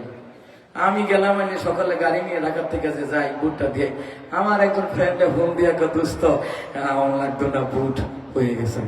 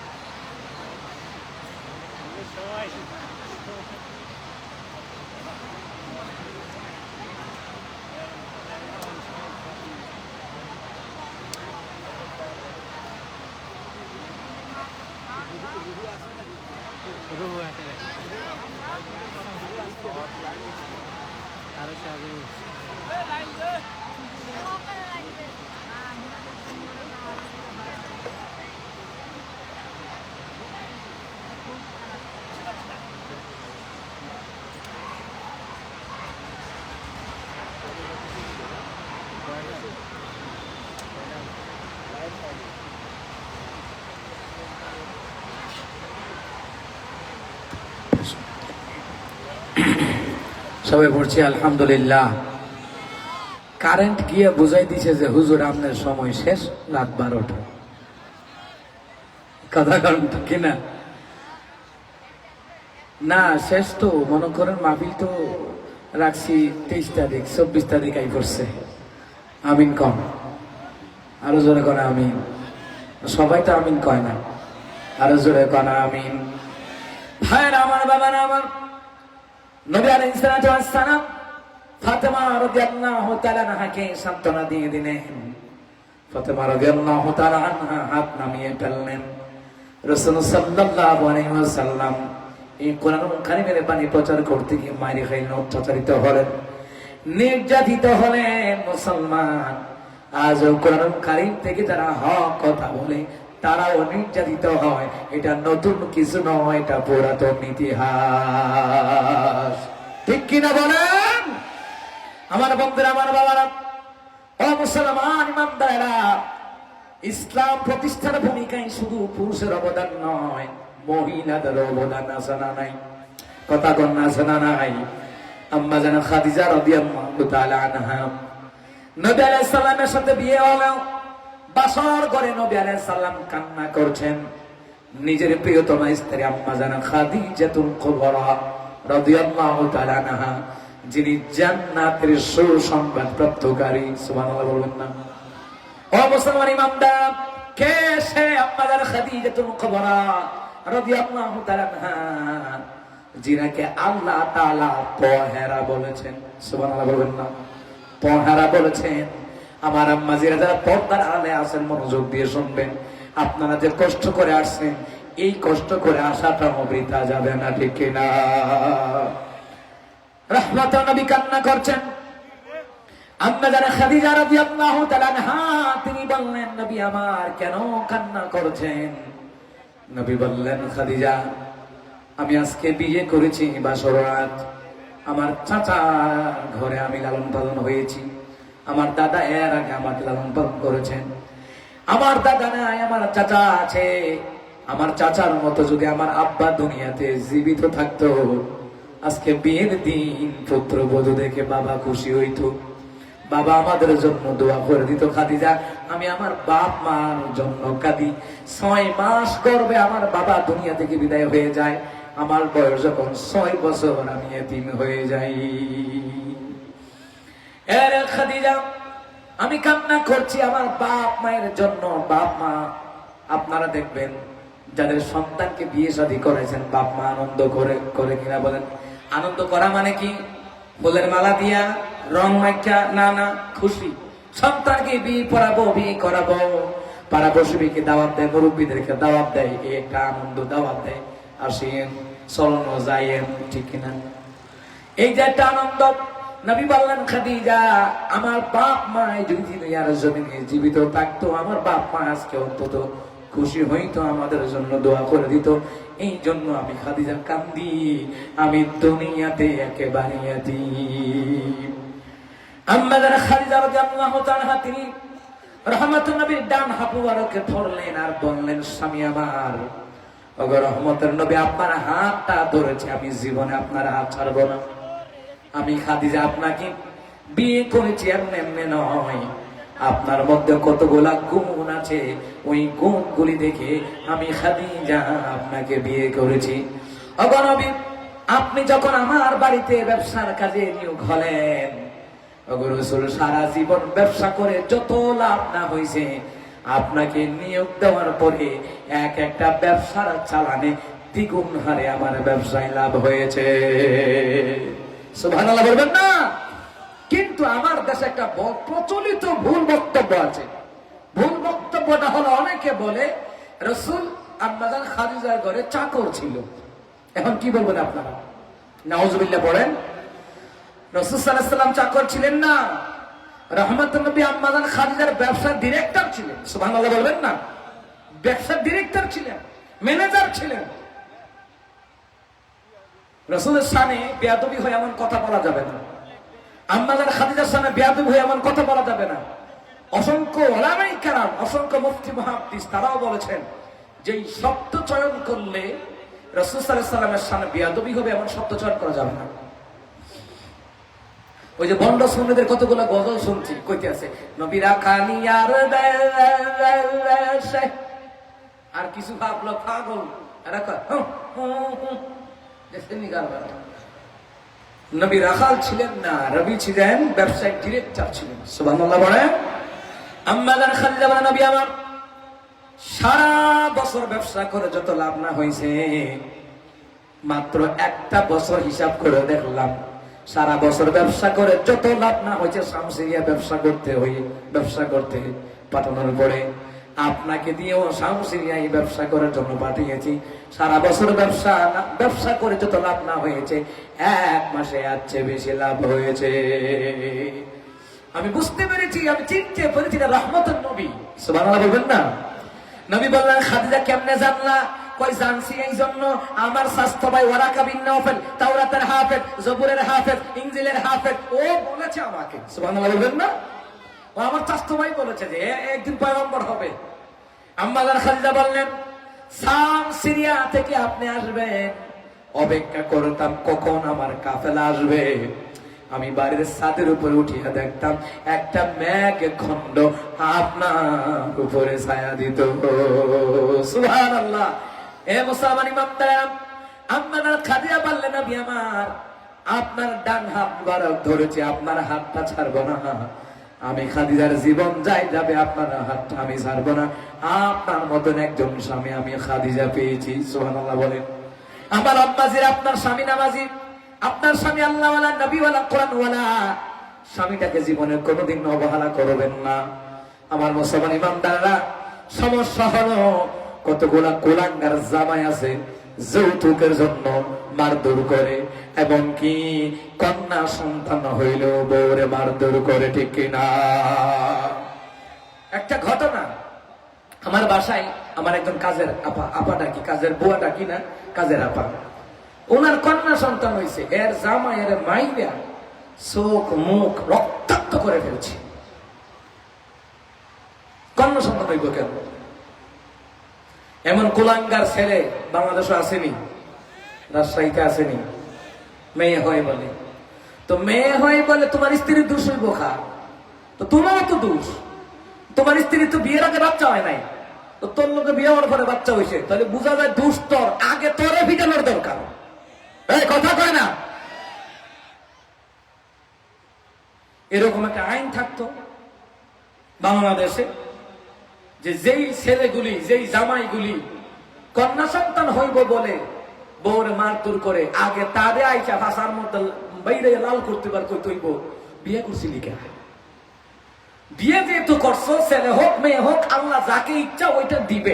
আল্লাহ যাকে ইচ্ছা ছেলে দিবে, যাকে ইচ্ছা মেয়ে দিবে, যাকে ইচ্ছা দিবে না। আরে যার সন্তান নাই ওরা জিগান, কত যন্ত্রণা তার বুকের মধ্যে। আমি বিয়ে করেছি, সন্তান হয় না, কত কষ্ট। আল্লাহ সন্তান দিলেন, কত কান্নাকাটি করেছি, তাহাজ্জুদ পড়েছি, কান্নাকাটি করেছি, প্রোগ্রামে সফরে থাকছি, কাঁদছি। আমার আম্মাও কাঁদছে। আমার আম্মাকে আল্লাহ আমার পুত্রের চোখের পানি আমার পানি দিয়ে দেখো না, আমার পুত্রে একটা কলিজার টুকরা দিয়া দাও না। আল্লাহ দিছে তো, আল্লাহ কাউরে সন্তান দিয়েও পরীক্ষা করে, না দিয়েও কবে। আল্লাহ দিয়া চাই, পরীক্ষা করছে, আলহামদুলিল্লাহ। আল্লাহ তো দিছে, আলহামদুলিল্লাহ। ওই প্রোগ্রামে আসবো, দরজার মধ্যে যেখানে লক লাগাই না, লক লাগাই রাখছে, আমার যাইতে দিবে না। আমার হাতে কেনোলা ছিল, আজকে খুলছি, বনপাড়া এসে খুললাম। তখন না বাবা, তোমার হাতে কেনোলা লাগানো, তুমি তো অসুস্থ, তুমি যেতে হবে না, আমি যাব। আমি কি তুমি গিয়ে কি করবা? আমি গিয়ে ওয়াজ করবো। আমি কি, তুমি তো ওয়াজ পারতা না তো, তাইলে তো আমি উর্দু গজল পারি, তারপরে আমি তোমার নামে গান গাহিয়া ওই গজলটা তো পারি, ওইটা গাবো। মানে দেখেন বাবার কষ্ট দেখা, হ্যাঁ এটাই সন্তান। আমি আমার বাবার জন্য যেমন জীবন,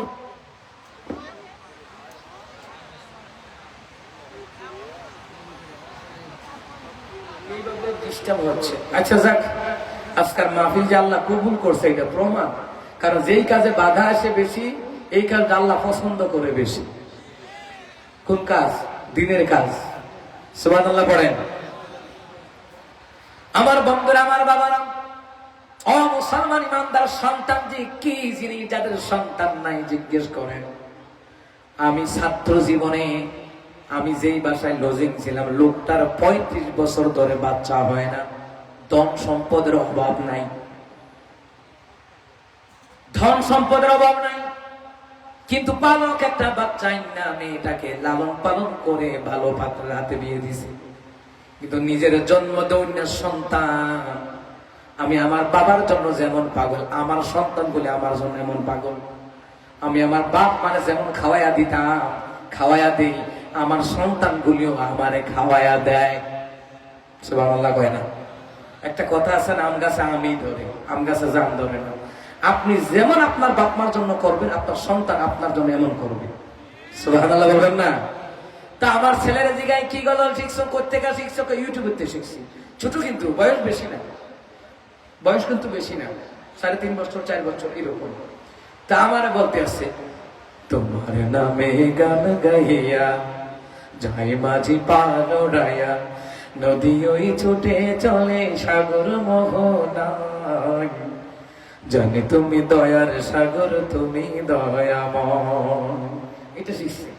আবার উর্দু একটা শিখছি, দেখে তো দেখে যাও বরাবর, আল্লাহু আকবার, আল্লাহু আকবার। সুবহানাল্লাহ কয় না? দেখছেন নি সন্তান? এই জন্য সাবধান, ছেলে হোক মেয়ে হোক, বেজার হওয়া যাবে না। গত মাসে এক মহিলার ঘরে সন্তান হয়েছে, মেয়ে সন্তান, তো এটা 6টা বাচ্চা হয়েছে। ওই হারামখোর মেয়েদের তালাক দেওয়া হয়েছে, মেয়ে হইল কি? কত জানোয়ার! এই জন্য বলি যে ইসলাম শিক্ষায় না থাকলে যে মানুষ জানোয়ার হয়। এ মুসলমান, আমি শুধু বললেন না যে শিক্ষা জাতির মেরুদণ্ড, না, এটা ভুল কথা। কোরআন হাদিসের সুশিক্ষাই হলো জাতির মেরুদণ্ড। যদি শুধু শিক্ষা জাতির মেরুদণ্ড হইতো তো তাসলিমা নাসরিন নাস্তিক হইতো না, মুফাদ্দল নাস্তিক হইতো না, আসাদুল নাস্তিক হইতো না। অসংখ্য নাস্তিক এই দেশে আছে, অনেক শিক্ষিত। সুতরাং বোঝা যায় যে শিক্ষা জাতির মেরুদণ্ড নয়, কোরআন হাদিসের সুশিক্ষাই হলো জাতির মেরুদণ্ড। কথা কবে কিনা? আগে দিনী আলেম শিখান, এরপর স্কুল কলেজে পড়ান, কোনো সমস্যা নেই। আগে দিনী আলেম শিখেন, শেখাবেন তো ইনশাল্লাহ? বলেন ইনশাল্লাহ বলেন। সাবধান, যদি আপনি আপনার সন্তানকে দিন ইসলামের কর্মী না বানান কিংবা দিনী ইলম না শিখান, আপনি আপনার সন্তানের হক নষ্ট করলেন, এটার কারণে আপনাকে জাহান্নামে যেতে হবে। আপনি আপনার সন্তানকে নামাজের ট্রেনিং দেয় নাই, নামাজি ব্যক্তির সাথে বন্ধুত্ব রাখতে বলেন নাই, এটার জন্য আল্লাহর কাছে জবাব দিতে হবে। আমার বন্ধুরা, আমার বাবারা, ও মুসলমান ইমানদারা, এই যে আমরা এখানে যতগুলা মানুষ আছি, বিভিন্ন দেশ থেকে বিভিন্ন জায়গা থেকে বক্তা আনিয়া প্রোগ্রাম করে, এটাও একটা দ্বীনি তালিমের, এইটাও একটা দ্বীনি আলেমের তালিমের মজলিস। এই মসজিদগুলোতে আসলে যেখানে হক কথাগুলি বলা হয়, এইগুলি শুনলেও তো অন্তত পক্ষে আপনার সন্তান নাস্তিক হবে না, ঠিক কিনা? যাই হোক, আমার আব্বাদের আম্মাদান খাদিজা নবের সালদান হাত মুবারক দলেন আর বললেন, নবী গো, জীবনে কোনোদিন আপনার হাতকে ছেড়ে দিব না। আমি খাদিজা আপনার স্ত্রী। এবার নবী আলাইহিস সালাম শান্ত হলেন, আবার কান্না শুরু করলেন। নবী বললেন, খাদিজা, আমি আবার কষ্ট পাচ্ছি। আম্মাদান খাদিজা বললেন, নবী আমার কেন কাঁদেন? নবী বললেন, খাদিজা, মক্কার কাফেরেরা আমার গরিব কয়, গরিব। আম্মাদান খাদিজা বলেন, কে বলেছে আপনি গরিব? কিসের গরিব? আপনি তো ধনী। ও রাসূলুল্লাহ, এর খাদিজা শোনো, আমার গরিব কয়েকজন, আমার তো ধন সম্পদ নাই। কিন্তু খাদিজাতুল কুবরা রাদিয়াল্লাহু তাআলা তিনি বলেন, নবী আমার, চিন্তা করবেন না, আপনি গরিব নন। আমার বাবার সম্পত্তি, আমার সম্পত্তি যা আছে সবগুলি আপনার প্রেমে আল্লাহর রাস্তায় দান করে দিলাম, সব দিয়ে দিলাম। এখন আপনি ধনী। নবী বললেন, খাদিজা, আমি তো এমনি এমনি সম্পদ নিব না। খেয়াল করেন, আমি তো এমনি এমনি সম্পদ নিব না। আম্মাদান খাদিজাতুল কুবরা রাদিয়াল্লাহু তাআলা তিনি বলেন, নবী আমার, আমি ভালোবেসে দাবি ছাড়া আপনাকে দিয়ে দিলাম। নবী বললেন, ঠিক আছে, আমি নিব না। আমার একটা দাবি আছে। কি দাবি বলেন? আপনি যেই দাবি বলেন, যদি বলেন জীবনটা দিয়ে দিব, আমি ইসলামের জন্য দিয়ে দিব। সুবহানাল্লাহ বলবেন। ইসলামের জন্য আমার জীবনটা দিয়ে দিবে গো নবীজি। আমার কিছু চাওয়ার নাই, পাওয়ার নাই। আপনার মতন একজন স্বামী পেয়েছি। সুবহানাল্লাহ। এর খাদিজা, তাহলে শোনো, এই যে সম্পদ গুলি আমার নামে দিয়ে দিলা, আল্লাহর নামে দিয়ে দিলা, ওরে খাদিজা শোনো, এই সম্পদ যদি ইসলামের কাজে লাগে আমি কিন্তু দান করে দিব। দাবি রাখতে পারবে না? এই সম্পদ গুলি যদি অসহায় মানুষের জন্য কাজ লাগে, দিয়ে দিব। দাবি রাখতে পারবে না? বিধবা নারী, অসহায় মানুষ, জায়গা জমি নাই, তাদেরকে থাকার ব্যবস্থা করে দিব। দাবি রাখতে পারবে না? আম্মাজান খাদিজা বললেন, সব দাবি আমি মেনে নিলাম। আল্লাহু আকবার। ও মুসলমান ইমানদারেরা, আম্মাজান খাদিজাতুল কুবরা সব সম্পদ দিয়ে দিলেন দ্বীনের জন্য, ইসলামের জন্য, কোরআনের জন্য। আমার আব্বাজিরা, আমার ভাইয়েরা শোনো, এই আম্মাজান খাদিজাতুল কুবরা রাদিয়াল্লাহু তাআলার জন্য আল্লাহ তাআলা বলছেন, আমি আমার খাদিজাতুল কুবরার জন্য জান্নাতের মধ্যে আমি ঘর বানিয়ে রাখলাম। সুবহানাল্লাহ বলবেন না?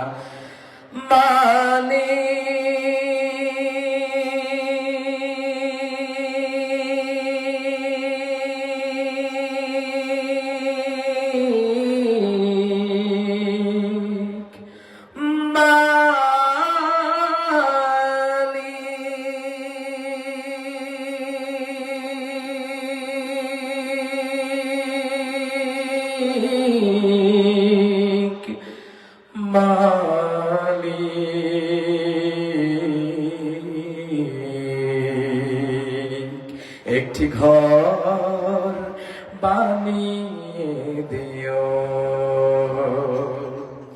মালিক, তুমি জান্নাতে, তোমার পাশে আমার একটি ঘর বানিয়ে দিও, একটি ঘর বানিয়ে দিও।